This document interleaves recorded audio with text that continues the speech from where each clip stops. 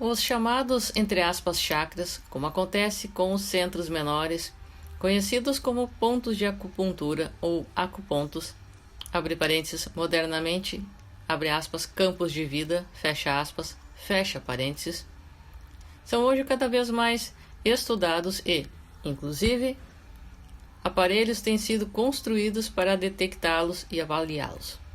O médico e pesquisador japonês Hiroshi Motoyama, por exemplo, baseando-se, abre aspas, nas hipóteses de que cada chakra se relaciona intimamente com um determinado plexo nervoso e seu respectivo órgão interno, fecha aspas, e procurando descobrir a energia produzida pelos chakras e lançada no corpo, desenhou um aparelho que denominou, abre aspas, instrumento do chakra, fecha aspas, o qual, ao contrário do eletroencefalografo e dos instrumentos de eletrofisiologia, conforme explica, detecta, abre aspas, minúsculas variações energéticas, abre parênteses, elétricas, magnéticas, ópticas, fecha parênteses, de um paciente, fecha aspas, sendo os sinais ópticos e elétricos por ele emitidos, abre aspas, amplificados e analisados por um processador,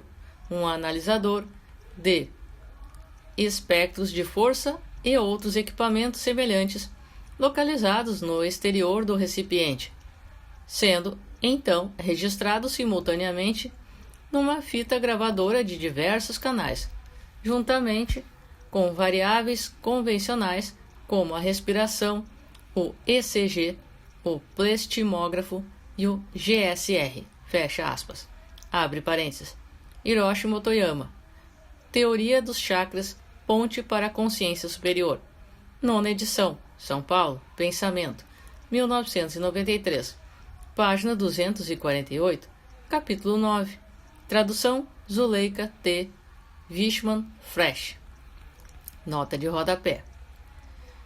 O perispírito rege a vida física, dinamizando a energia vital aglutinada no chamado duplo etérico, através de seus centros de força.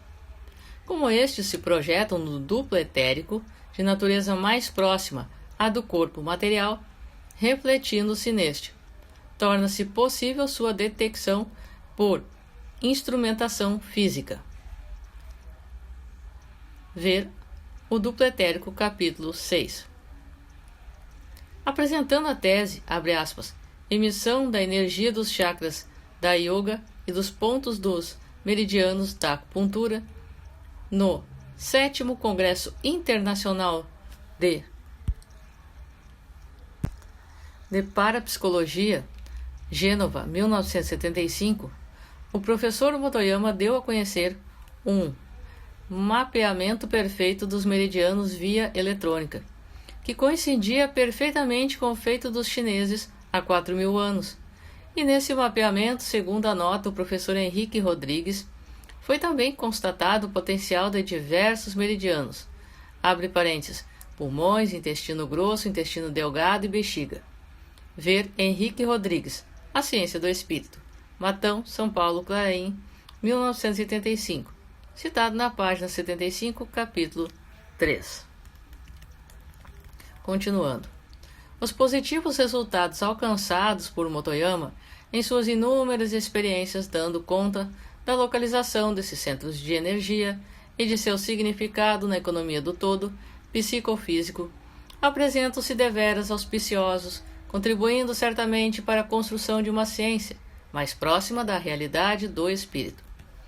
Com o surgimento dos notáveis trabalhos do espírito André Luiz, por meio da mediunidade de Francisco Cândido Xavier, tomou-se conhecimento da efetiva existência desses centros de força fundamentais, melhor denominados centros vitais.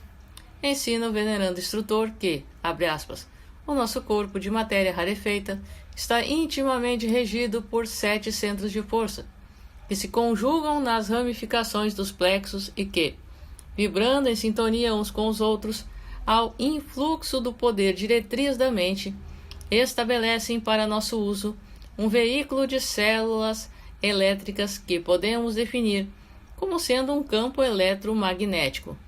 Fecha aspas. Francisco Cândido Xavier, Espírito André Luiz, Entre a Terra e o Céu, 16ª edição, Rio de Janeiro, FEB, 1995, página 126, capítulo 20. Continuando. Esses centros vitais recebem do autor os nomes de centro coronário, centro cerebral, centro laríngeo, centro cardíaco, centro esplênico, centro gástrico e centro genésico. O centro coronário, por sua importância fundamental na sustentação do equilíbrio perispirítico, é o primeiro, explica André Luiz por intermédio de Francisco Cândido Xavier. Abre aspas. Analisando a fisiologia do perispírito, classifiquemos os seus centros de força, aproveitando a lembrança das regiões mais importantes do campo terrestre.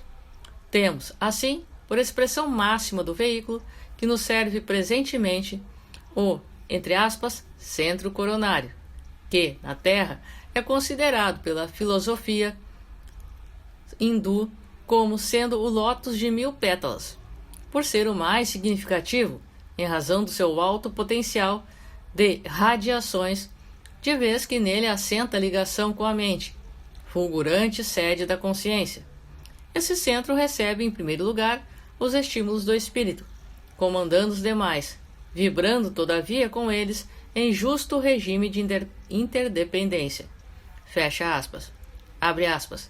Considerando os fenômenos do corpo físico e satisfazendo aos impositivos de simplicidade em nossas definições, devemos dizer que dele emanam as energias de sustentação do sistema nervoso e suas subdivisões, sendo o responsável pela alimentação das células do pensamento e o provedor de todos os recursos eletromagnéticos indispensáveis à estabilidade orgânica.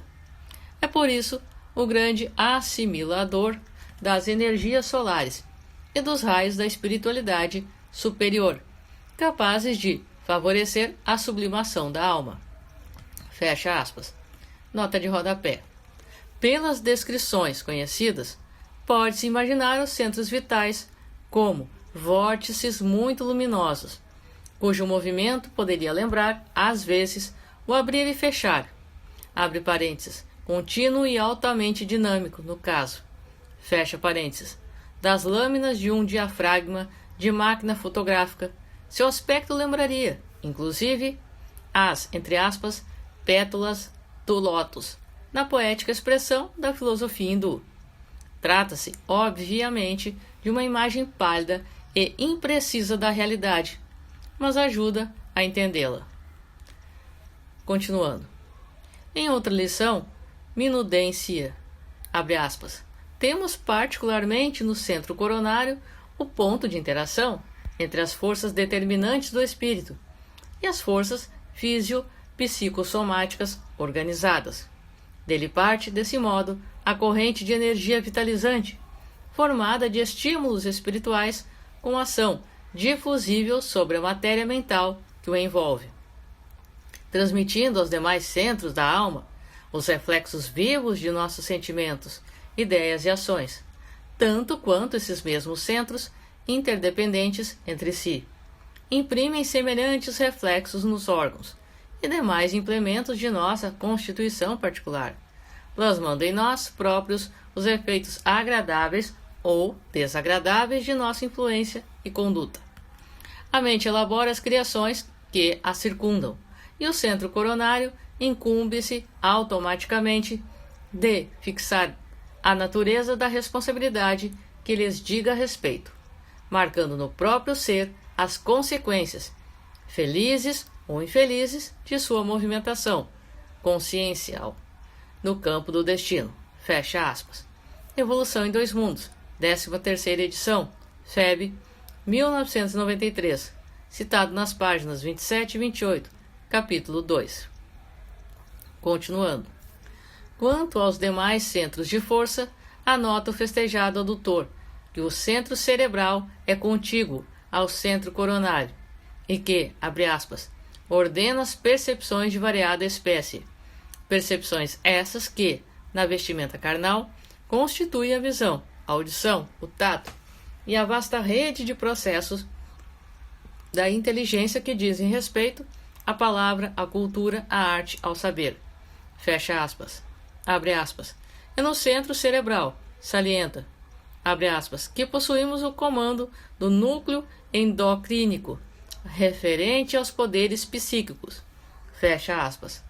Entre a Terra e o Céu, 16ª edição, citado nas páginas 127 e 128. Continuando. Sua influência apresenta-se, abre aspas, decisiva sobre os demais, governando o córtex encefálico na sustentação dos sentidos,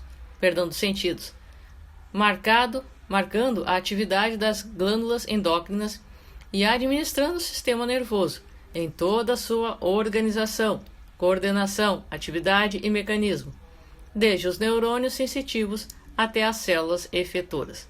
Fecha aspas. Evolução em Dois Mundos, referente à página 27.